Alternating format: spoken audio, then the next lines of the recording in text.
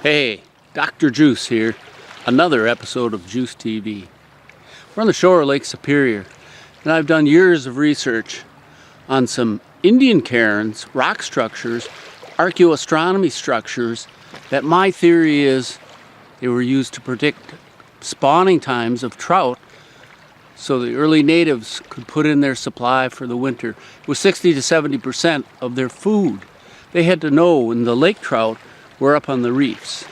And so a calendar structure like these Pukuskwa pits would help them predict when they'd be up on the reef. You know, Lake Superior used to have 14 separate stocks of lake trout, separate species almost. Lots of names: the bankers, the yellowfins, the salmon trout, the redfins, the moon eyes.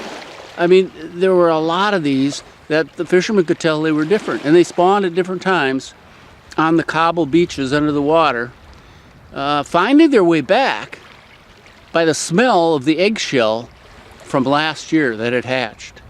This research has been on the University of Michigan.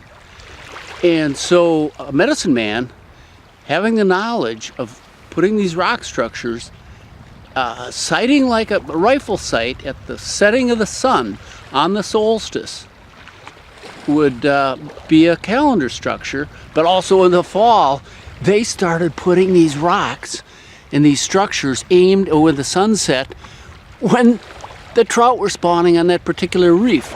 They could be a reef a half mile away and the moon eyes weren't coming in there. The redfin weren't coming in where they were. They'd look at the sunset. No, the fish aren't going to be here. We got to go to another cobble beach.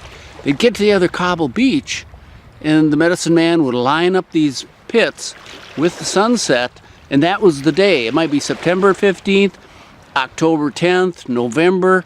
You know, they're all different, and they're only up there for 1 to 2 weeks spawning in the shallows where the natives could get them with spears by torchlight, usually at night, out of their canoes.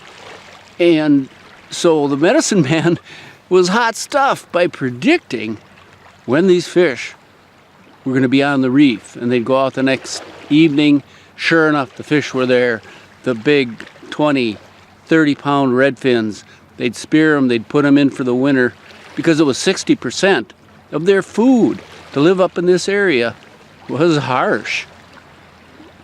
So I've done some, so you can see some of these structures, and they're either pits that are built down. Some of them have walls that go up around them and a little walkway to get into them, but they're like calendar structures all around the world.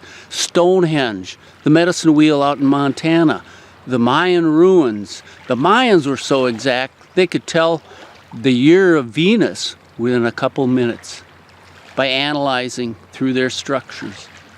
Well, the native Ojibwe here had that figured out. The medicine man knew when those trout were going to be on that reef, and it meant the survival of his tribe.